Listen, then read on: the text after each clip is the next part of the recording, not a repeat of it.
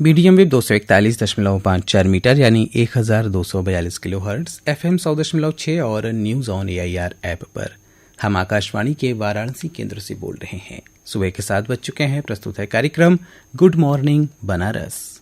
जय जय बनारस। का भैया का हालचाल हो? सब चकाचक न?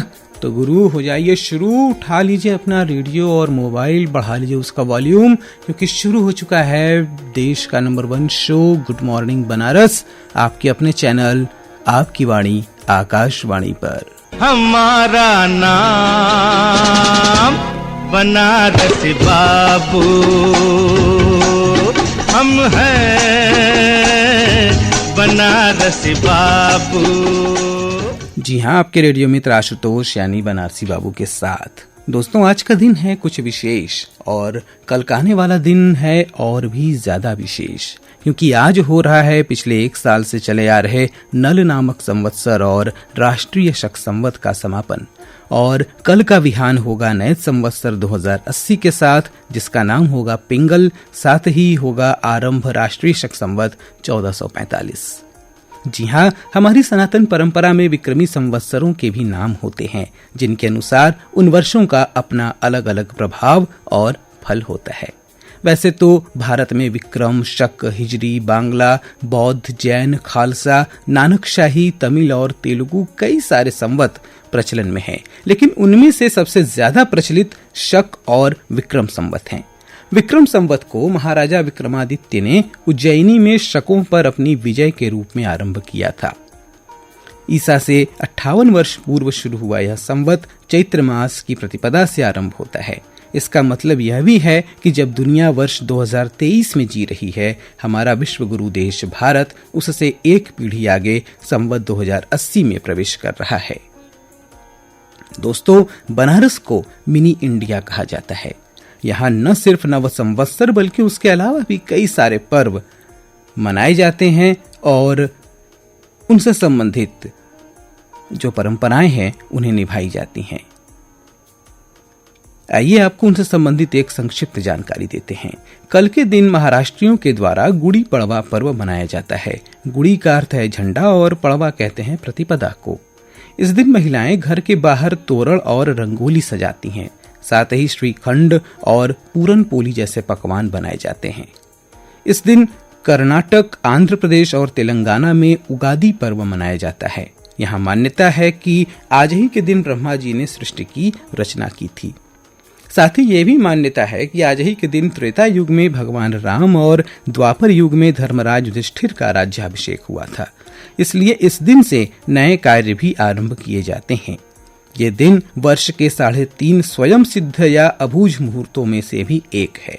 कश्मीरी लोग इसे नवरेह या नवरोज के रूप में, तो सिंधी समुदाय चेटी चंड के रूप में मनाता है। साथ ही इसी दिन झूलेलाल जयंती भी मनाई जाती है।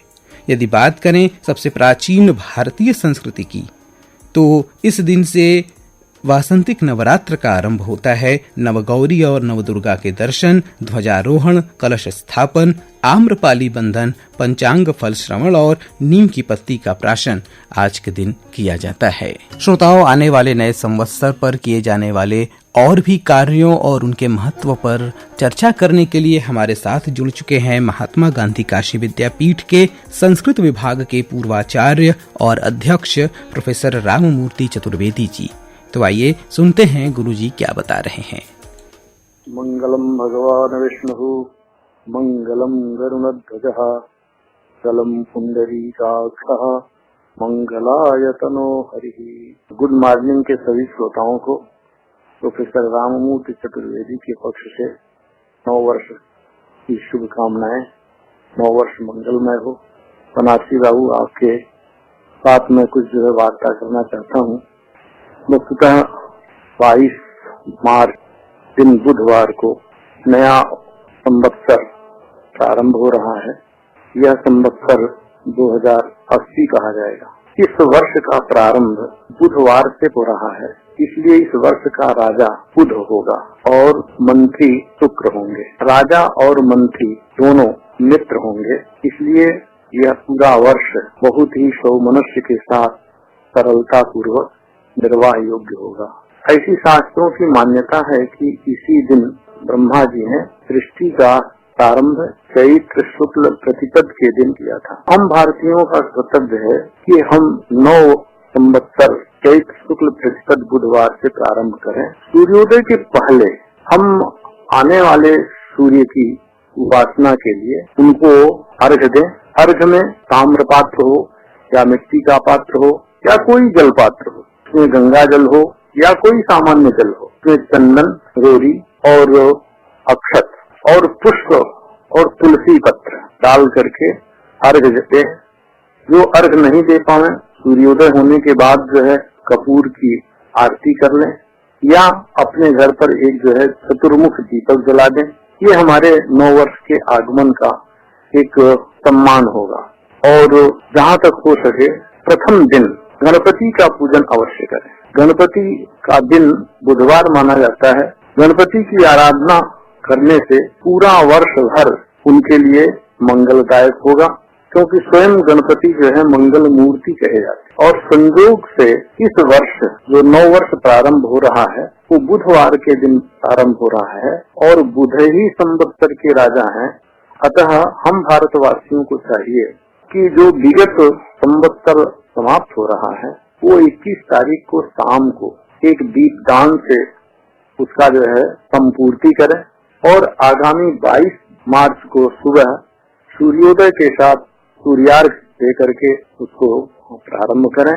और जहाँ तक हो सके रामायण, महाभारत, श्रीमद् भागवत, वेद मंत्र, गीता, रामचरितमानस या कुछ न हो सके तो हनुमान चालीसा, ये जो हमारे भारतीय संस्कृति के उत्प्रेरक ग्रंथ हैं, जिनके ऊपर भारतीय संस्कृति और सनातन धर्म स्थिर है, उनके किसी वाङ्मय का कोई भी पाठ जरूर प्रारंभ करें।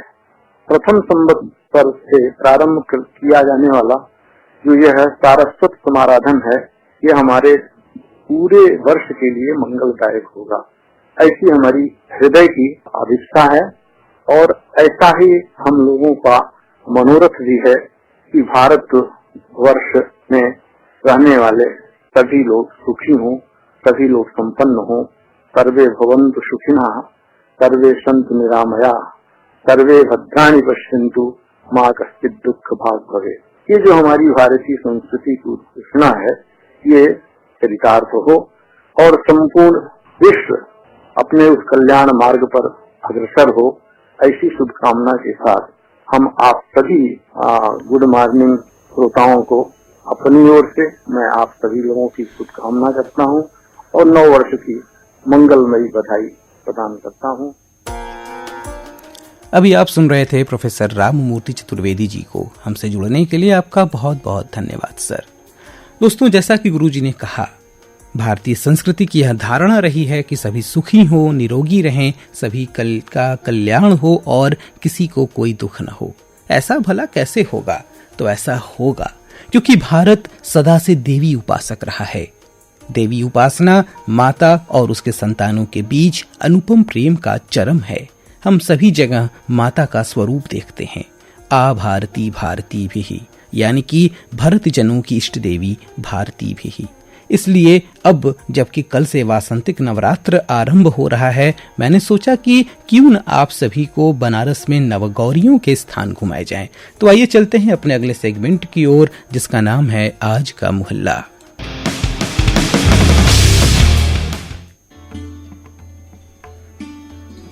दोस्तों, बनारस में नवदुर्गा के स्थान तो प्रसिद्ध हैं और करीब करीब सब लोग जानते भी हैं, लेकिन इस वासंतिक नवरात्र में काशी में नवगौरी के दर्शन की परंपरा रही है। तो आइए जल्दी जल्दी आपको काशी में स्थित नवगौरियों के स्थान बतलाते हैं। काशी क्षेत्र में भगवान विश्वेश्वर संग माता गौरी का महात्म्य विशेष है।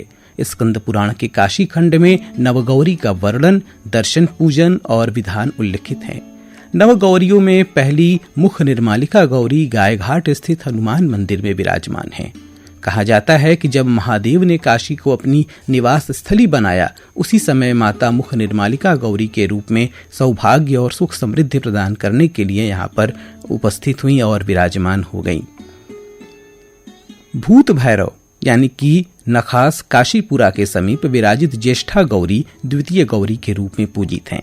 इनके दर्शन पूजन से भक्तजन श्रेष्ठ और ज्येष्ठ पद की प्राप्ति करते हैं। तीसरी सौभाग्य गौरी के स्वरूप में पूजित हैं, जो कि आदि विश्वेश्वर मंदिर में विराजमान इन गौरी की उपासना से सौभाग्य की वृद्धि होती है। चतुर्थ श्रृंगार गौरी ज्ञानवापी में विराजमान है। भगवान शिव के साथ विवाह के बाद काशी आकर दिव्य श्रृंगार करके विराजमान हुई। इनके दर्शन पूजन से सुख और समृद्धि आती है। पंचम गौरी है विशालाक्षी, जो मीर घाट धर्मकूप के समीप 16 वर्षीय स्वरूप में भक्तों को दर्शन देती हैं।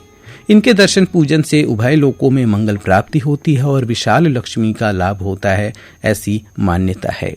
भगवान विश्वनाथ रात्रि विश्राम यहीं करते हैं। यह एक शक्तिपीठ भी है। छठी ललिता गौरी का स्थान ललिता घाट में मिलता है। ललिता गौरी तीर्थ क्षेत्र की रक्षिका और श्रद्धालुओं के समस्त विघ्नों का हरण करती हैं। इनकी आराधना से सभी जगह लालित्य लाभ प्राप्त होता है।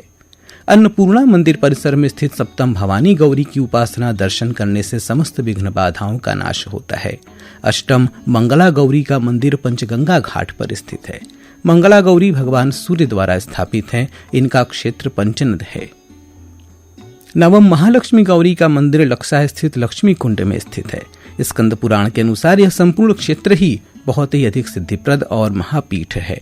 महालक्ष्मी पीठ काशी के सभी पीठों में सबसे अधिक शक्तिशाली और सिद्धिप्रदायक है। तो ये थी जानकारी नवगौरी के स्थानों की, और ये था हमारा आज का मोहल्ला सेगमेंट। और अब बातें गुजरे हुए कल की। दोस्तों, 25 जून 1975 की आधी रात को देश में लगी इमरजेंसी आज ही के दिन यानी 21 मार्च 1977 को हटाई गई थी। साथ ही आज ही के दिन वर्ष 1954 में फिल्म फेयर अवार्ड्स का आरंभ हुआ था।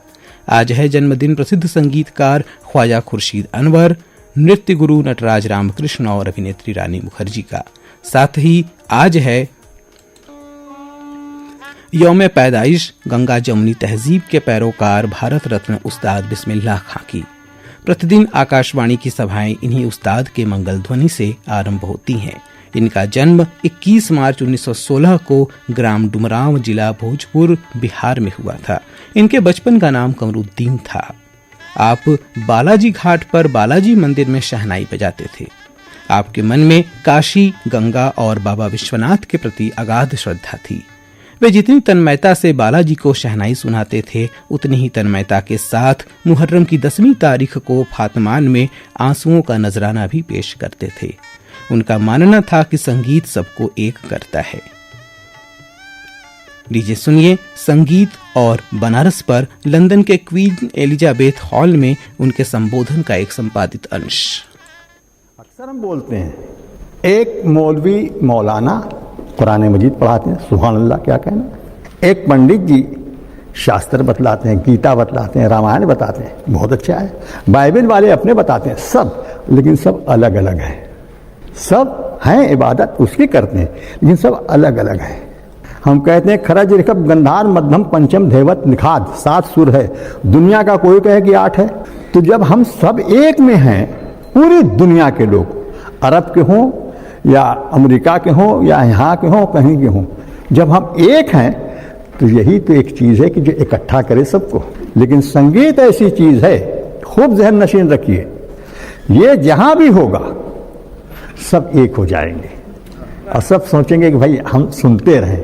क्या बात है, संगीत क्या है, कोई खाने को दे रहे हैं हम? ऐसा नहीं, ये रूही ग़िज़ा है। रूह जो चलती है इंसान की, उसकी ग़िज़ा है। प्रथम सुर साधे रटे नाम जौलों रहत त्याही, घट में प्रघट प्राण नाधे प्रथम सुर साधे।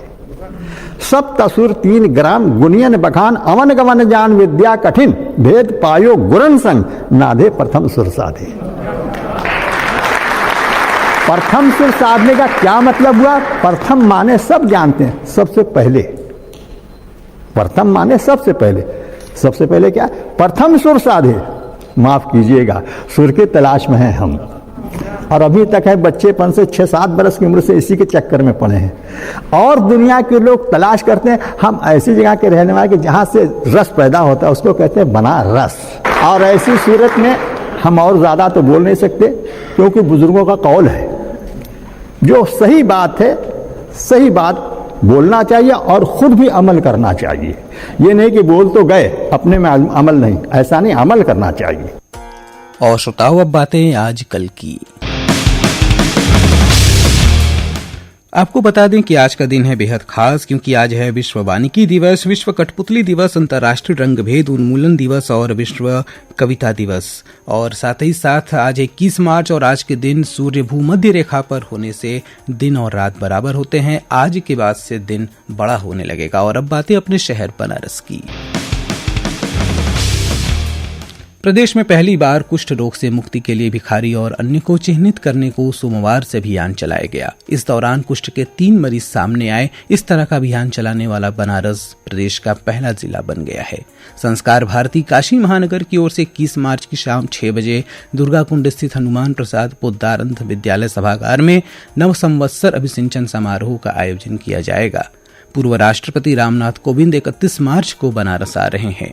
वे अंतर विश्वविद्यालय अध्यापक शिक्षा केंद्र में आयोजित होने वाली 2 दिवसीय राष्ट्रीय संगोष्ठी के उद्घाटन सत्र में प्रतिभाग करेंगे। और अब बातें मौसम की।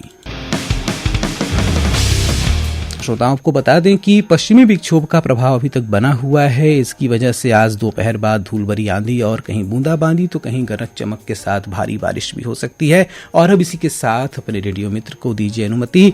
तो भैया मस्त रहा, मस्त करा। जय जय बनारस।